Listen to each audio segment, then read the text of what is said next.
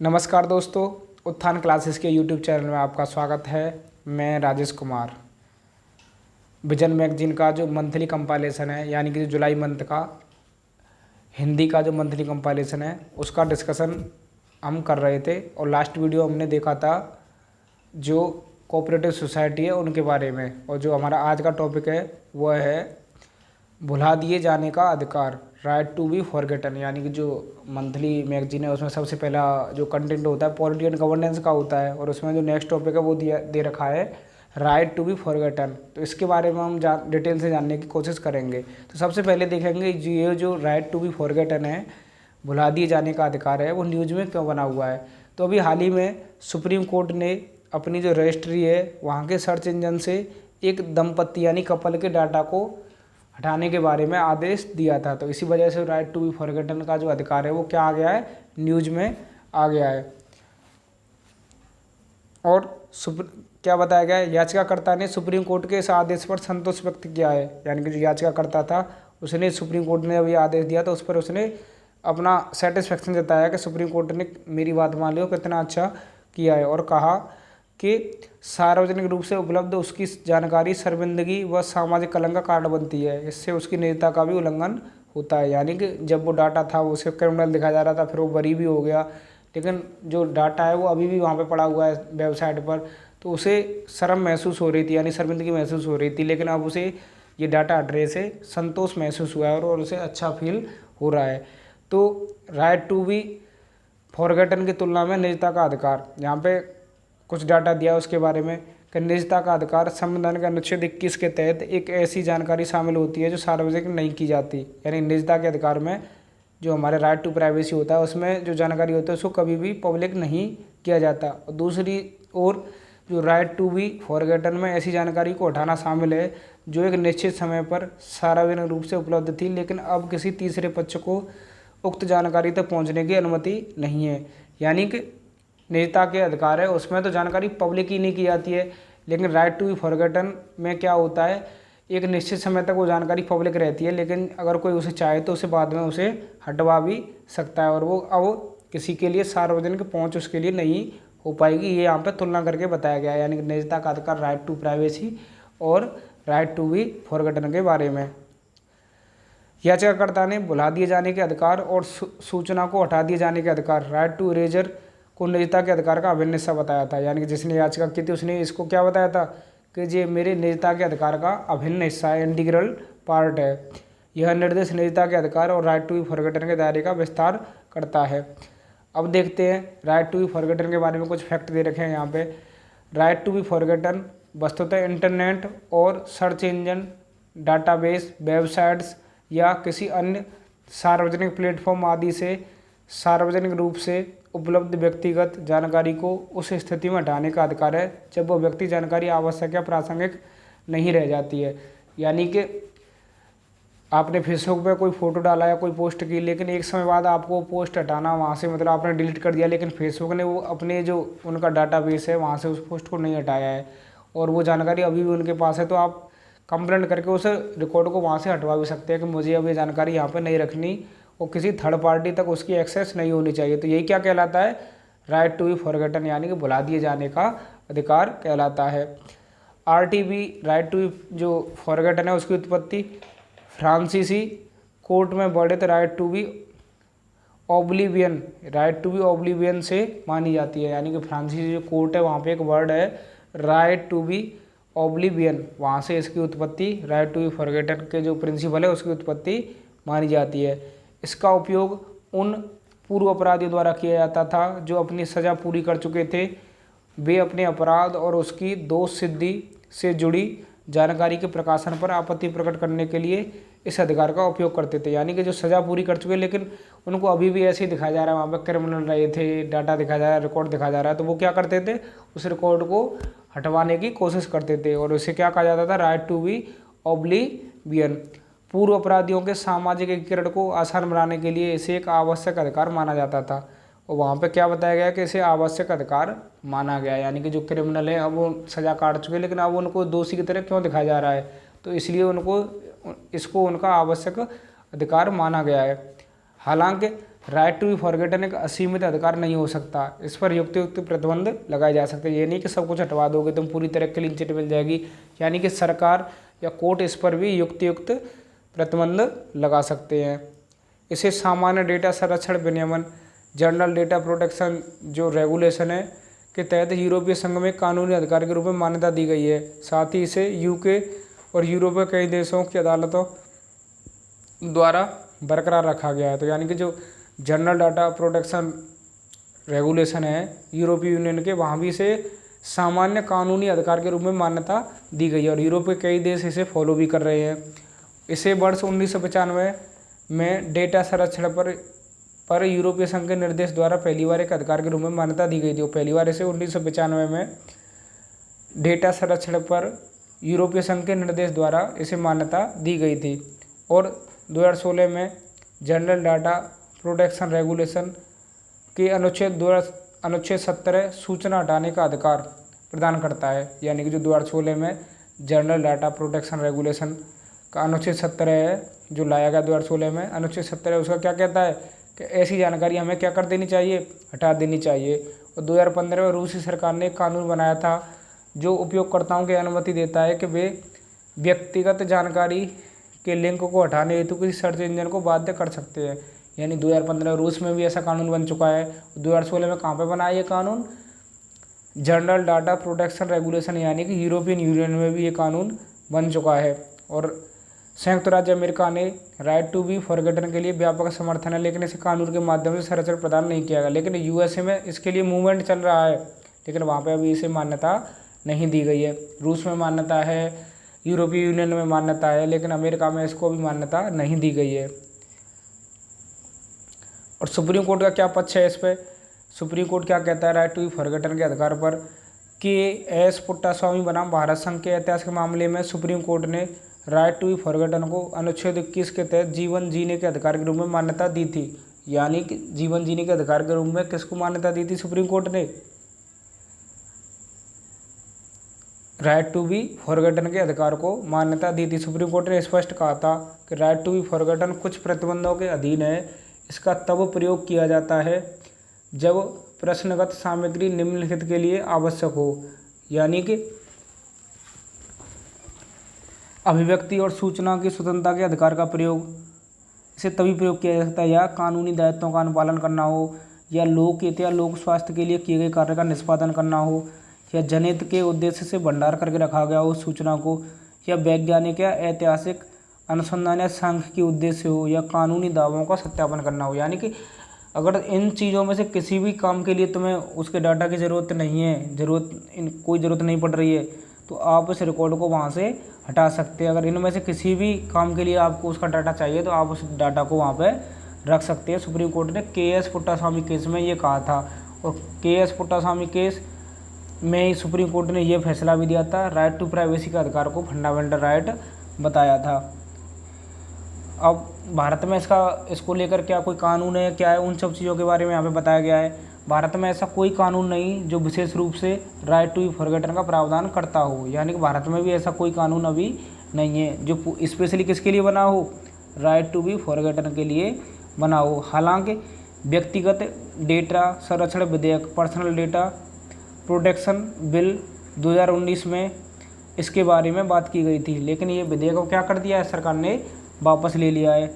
लेकिन European union का जो जनरल डाटा प्रोटेक्शन रेगुलेशन का जो कानून है उसके विपरीत व्यक्तिगत डेटा संरक्षण विधेयक केवल व्यक्तिगत डेटा के निरंतर प्रकटीकरण को रोकने का प्रावधान करता है। यानी कि किसी के पर्सनल डाटा है उसे बार बार पब्लिश करने के बारे में वहाँ पे रोक लगाता है, जो हमारे भारत का जो 2019 वाला कानून जिसे हम लाने वाले थे।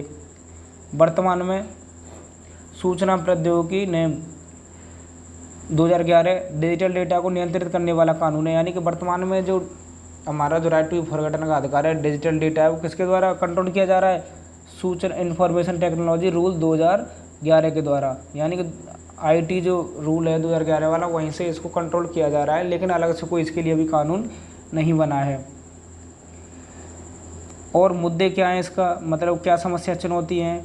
डेटा एक जगह नहीं होना, यानी कि जो डेटा है वो एक जगह नहीं होना। किसी व्यक्ति का डेटा कई प्लेटफॉर्म, क्लाउड्स आदि पर वितरित रहता है और उससे संबंधित संपूर्ण डेटा को पूरी तरह से हटाना काफ़ी कठिन हो जाता है। यानी कहीं गूगल पे, कभी यूट्यूब पे, किसी फेसबुक पे, ट्विटर पे, सबका अलग अलग डाटा होता है। सब जगह से डेटा हटाने में बहुत मुश्किल होती है, क्योंकि एक प्लेटफॉर्म पे हो, व्हाट्सएप पे हो, कहीं पे हो, तो वहाँ से हटा भी दिया जाए, लेकिन सब जगह से छांट छांट के अलग अलग डाटा को हटाना कितना मुश्किल काम रहता है, ये चिंता का विषय बताया जा रहा है।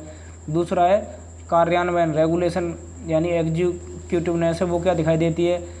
अश्लील कंटेंट पर अंकुश लगाने और हटाने में सरकार की विफलता दर अत्यंत कम है। इस प्रकार राइट टू बी फॉरगॉटन को लागू करने की को लेकर भी आशंका है, यानी कि जो अश्लील कंटेंट होता है उसको भी सरकार नहीं हटा पा रही है, तो ये तो बहुत बड़ी चीज़ हो गई। तो राइट टू बी फॉरगॉटन को कैसे सरकार इम्प्लीमेंट कर पाएगी। डेटा के दोबारा अपलोड होने का मुद्दा, यानी कि चलो एक बार हटा भी दिया तो इसकी क्या गारंटी है कि वो डेटा दोबारा अपलोड नहीं होगा। इन सब चीज़ों के बारे में यहाँ पे बताया गया है। वाक एवं अभिव्यक्ति की स्वतंत्रता, एक अत्यधिक व्यापक राइट टू बी फॉरगॉटन को लागू करने के लिए इंटरनेट निगरानी की आवश्यकता होगी, यानी कि इसको लागू करने के लिए एक पूरे इंटरनेट पर क्या रखनी होगी, सरकार को निगरानी रखनी होगी, कौन कैसा डाटा कहाँ पे यूज कर रहा है, कहाँ कहाँ उसका डाटा पड़ा हुआ है। तो इससे हमारी जो वाक एवं अभिव्यक्ति की स्वतंत्रता है अनुच्छेद 19 के अंतर्गत वो बाधित होगी, तो ये भी एक चिंता का विषय होगा। फिर लोकहित, आरटी यानी राइट टू बी फॉरगॉटन और लोकहित के बीच संघर्ष की स्थिति पैदा हो सकती है। उदाहरण के लिए किसी व्यक्ति द्वारा किए गए अपराधों से संबंधित डेटा की उपलब्धता को उस व्यक्ति के राइट टू बी फॉरगॉटन की तुलना में अधिक महत्व दिया जाता है। यानी कि किसी व्यक्ति, कोई अपराधी है बड़ा, वो अपना डाटा हटवाना चाहता है तो उसे नहीं हटाया जाएगा, क्योंकि उस अपराधी को ग्लोरीफाई किया जाएगा, देखो इसने ऐसे किया था, ऐसे किया था। उन सब चीज़ों को भी वहाँ पर रखा जाता है सर्वर पर दिखाने के लिए। और क्या अब वे फॉरवर्ड क्या होना चाहिए, अधिकारों को संतुलित करना, यानी कि जो अधिकार है, संसद और सुप्रीम कोर्ट को राइट टू बी फॉरगॉटन का गहन परीक्षण करना चाहिए। साथ ही निजता और वाक एवं व्यक्ति की स्वतंत्रता के प्रतिस्पर्धी अधिकारों को संतुलित करने के लिए कोई तरीका निर्धारित करना चाहिए, यानी कि निजता का अधिकार और राइट टू बी फॉरगॉटन के अधिकार के बीच में बैलेंस बनाने की कोशिश करनी चाहिए। और डेटा संरक्षण के लिए जो रेगुलेशन है, रूल्स हैं, उन पर काम करने की ज़रूरत है सरकार को।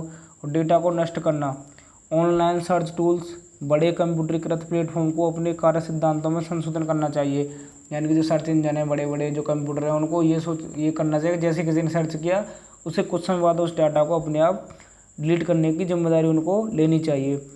RTBF यानी कि राइट टू बी फॉरगॉटन को लागू करने के लिए एक ढांचा विकसित किया जाना चाहिए।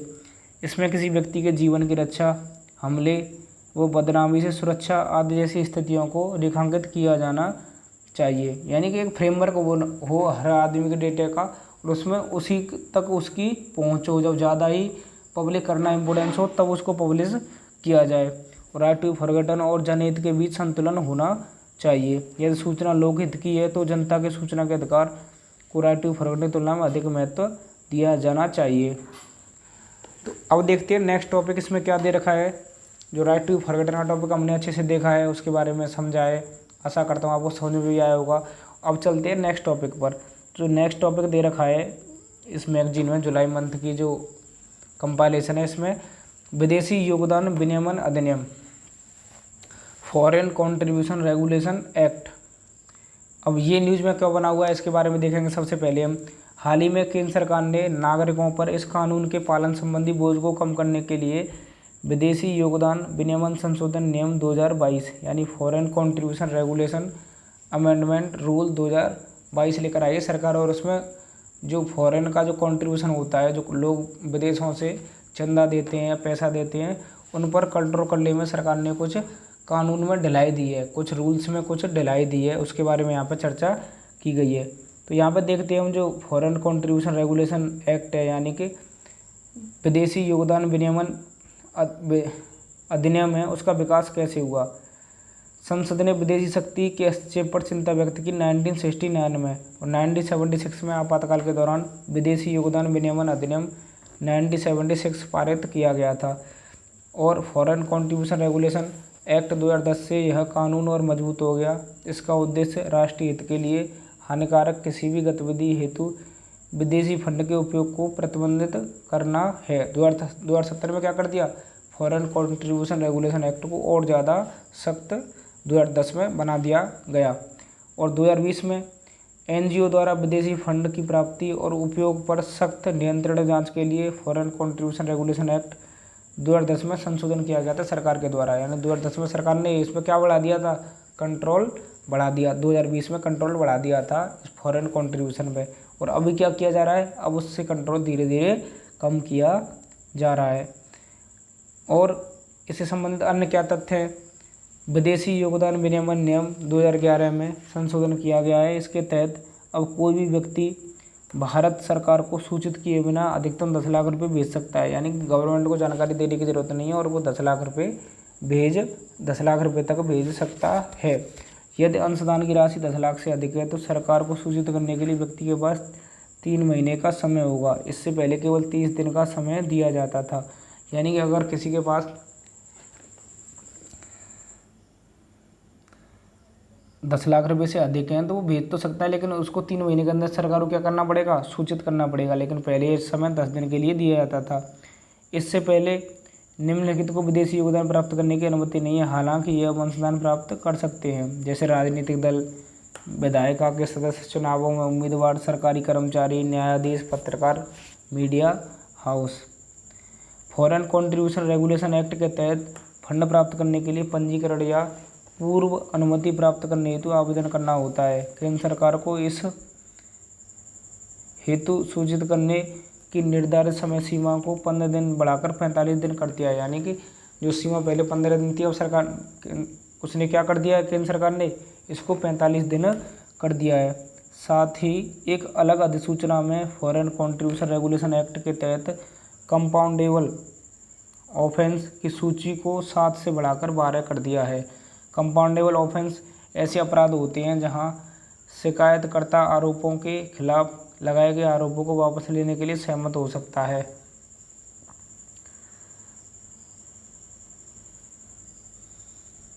और अब देखेंगे फॉरेन कंट्रीब्यूशन रेगुलेशन एक्ट है, उसके उद्देश्य क्या है और उसके प्रावधान क्या हैं।